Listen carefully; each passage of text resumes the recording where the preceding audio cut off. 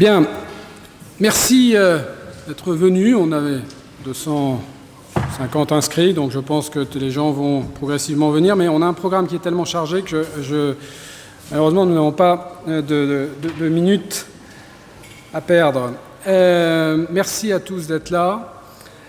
Le premier objectif de l'Institut Santé, quelque part, a été atteint aujourd'hui. Si vous regardez sur notre site internet, ce premier objectif, c'était de bâtir un programme de refondation de notre système de santé. Reconstruire un programme de refondation globale à partir d'un travail issu d'une intelligence collective avec une grande diversité de sensibilités politiques, médicales, professionnelles. Je dirais qu'on peut assez honnêtement dire que cet objectif a été atteint et s'est matérialisé par un livre qui sort aujourd'hui sur cette refondation. Il reste deux objectifs. Deuxième, on va le faire aujourd'hui, c'est de sensibiliser les parties prenantes, de promouvoir ce programme de refondation. Et le troisième objectif, c'est de le faire appliquer. Donc vous voyez que peut-être que nous avons fait le plus dur, parce que croyez-moi, faire cet exercice de travail collectif, ça n'a pas été simple, mais clairement, nous n'avons pas fait le plus important, qui est devant nous. Avant d'aller plus loin, je voudrais remercier plusieurs groupes de personnes. D'abord, évidemment, tous ceux qui ont contribué depuis mai 2018 à participer aux travaux, de près ou de loin, d'une façon ou de l'autre, à faire vivre l'Institut Santé et à permettre d'atteindre ce premier objectif. Le deuxième groupe de personnes, ce sont ceux qui vont intervenir aujourd'hui, donc qui ont dû investir encore de leur temps. Je pense à Laurent Vercoute, qui est à côté de moi, notre médecin philosophe. Je pense à Evelyne Bercier, à Benoît Gaudiard, à Pierre-Yves Bréchat, à Olivier Saint-Lary et à René Friedman, qui vont vous présenter les grands axes de la transformation. J'aimerais aussi remercier le groupe des donateurs de l'Institut Santé. Nous fonctionnons par des dons que vous avez, dont l'adresse est sur notre site internet. Donc voilà, nous sommes tous des bénévoles, mais il y a toujours besoin d'un fonds de roulement pour faire tourner cet institut. Donc je les remercie profondément. Enfin, je remercie aussi ceux qui font tourner un petit peu l'Institut Santé en back-office. Ça ne les empêche pas de participer à la réflexion. Ceux qui sont avec moi au bureau, Nathalie Carjean-Ponce, Richard Hasselmann, ceux qui filment, Arnaud Dans, ceux qui s'occupent de la relation presse, Christine Morgès, tous ces gens sans qui l'Institut Santé ne tournerait pas. Et enfin, j'aimerais remercier une personne nominativement, qui est Yves Michalon, qui est un éditeur, qui a cru dans le projet et qui a permis de sortir ce livre en un mois. Il y a un mois, on était encore sur la relecture. Il n'y a pas beaucoup d'éditeurs qui sont capables de faire ça, et vous jugerez par vous-même de la qualité de cette édition. Mais aujourd'hui, 5 novembre, le livre est commandable dans toutes les librairies de France et de Navarre et sur Internet, évidemment, partout. C'est un tour de force, et pour ça, je remercie Yves Michalon et son équipe. Alors, cette équipe assez exceptionnelle d'hommes et de femmes qui sont au sein de cet Institut Santé, c'est une aventure humaine qui nous oblige à réussir. Quand vous rémunérez des gens pour faire un travail de recherche, les gens n'attendent rien d'autre que leur rémunération. La seule chose que les gens qui ont passé, pour certains, beaucoup de temps et qui sont déjà très pris à travailler pour l'Institut Santé, le font avec une seule attente, c'est que cette refondation se fasse. Celle-ci ou une autre. On ne prétend pas qu'on a le programme politique final, immuable et unique. On prétend que c'est le premier programme. Ce n'est pas un énième rapport sur le système de santé, c'est le premier programme de refondation du système de santé. Soit il suffira, soit il ne suffira pas, et un autre passera, s'il est mieux, tant mieux, mais en tout cas, c'est cette dynamique qu'on tient absolument à lancer. Je crois que c'est Francis Bacon qui disait « La connaissance est en elle-même un acte de puissance ». Je ne sais pas si c'est un acte de puissance, mais en tout cas, c'est un acte d'existence. Maintenant, on ne parle pas de refondation, on a une base de refondation. Donc, il y a une détermination forte pour aller au bout, je pense, dans cette équipe. Et je regardais, quand on regarde des projets un peu titanesques, parce que c'est titanesque, la refondation du système de santé, c'est une fois tous les 50, 70 ans. Dans tous les pays, c'est titanesque. C'est la chose la plus difficile à faire. Je regardais un peu les mémoires de Jean Monnet sur la création de l'Europe, aussi projet titanesque. Il y a deux choses. Première chose, c'est qu'il ne suffit pas d'être optimiste ou d'être pessimiste, il faut être déterminé. Et sûr que, voilà, face à une telle tâche, il faut être déterminé. Je vous dirai la deuxième chose dans 2 minutes. On a été facilité par le contexte, qui est le contexte de crise actuel. C'est sûr que si on avait lancé cet institut il y a 5 ans ou il y a 10 ans, peut-être qu'il y aurait nettement moins de mobilisation qu'il y a eu et nettement moins de ressources qui se soient mises à disposition pour travailler sur cette refondation.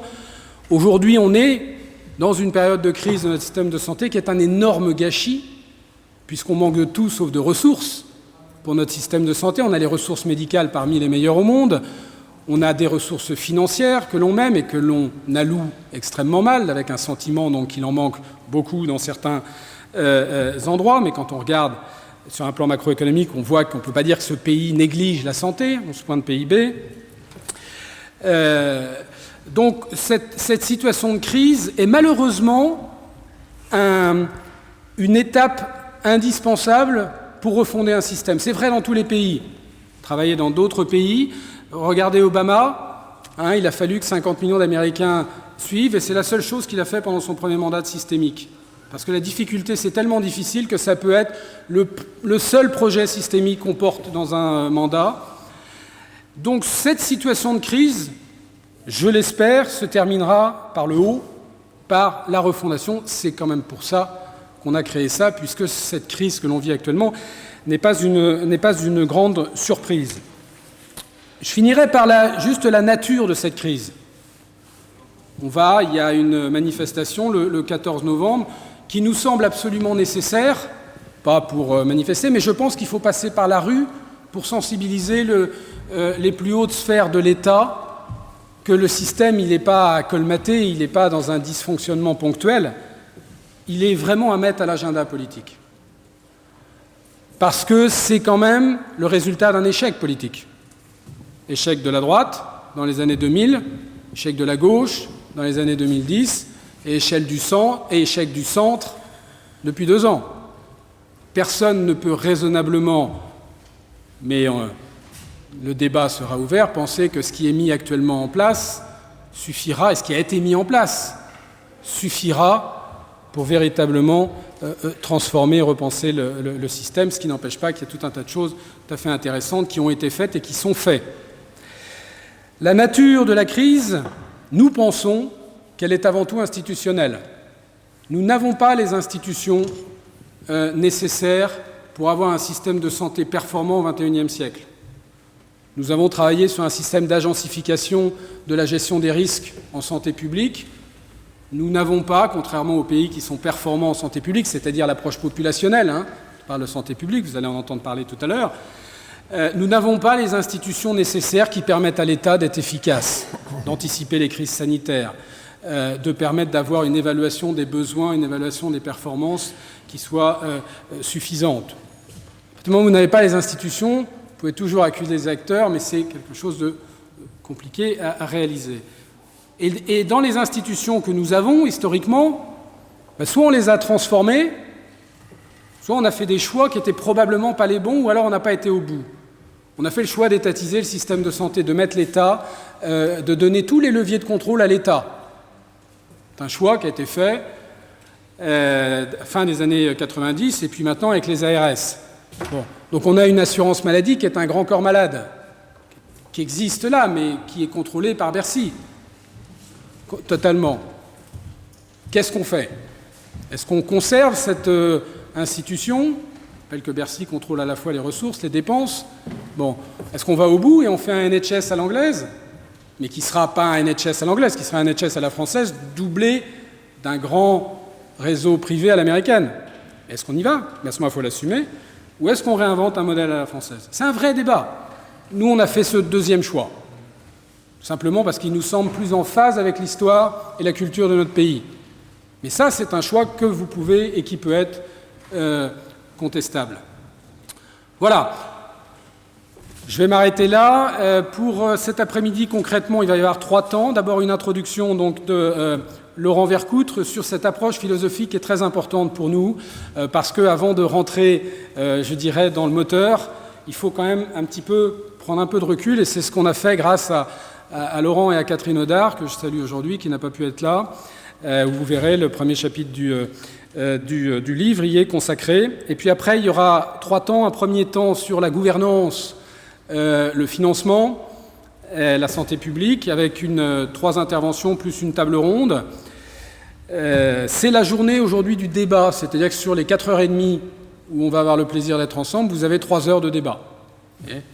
La deuxième étape, c'est la deuxième phase, ça va être sur l'organisation des soins, avec une présentation sur la ville, une sur l'hôpital, et puis une table ronde avec des professionnels qui sont probablement jamais parlé autant qu'ils vont se parler cet après-midi, mais c'est notre façon de faire, mais des gens qui ne pensent pas la même chose autour de la table, qui seront là. Il y aura des jeunes, il y aura des moins jeunes, vous verrez, des représentants qui représentent très bien leur secteur, vous verrez. Troisième table ronde, elle sera politique. On a invité des parlementaires qui ont des convictions assez fortes sur le système de santé pour répondre à la question « Et alors, c'est pour quand ?» dans l'agenda politique. Voilà, donc je cède la parole à Alain Ducardonnet, que je remercie vivement pour animer, puisque c'est lui qui va être et le maître des horloges et l'animateur de cet après-midi. Merci à vous.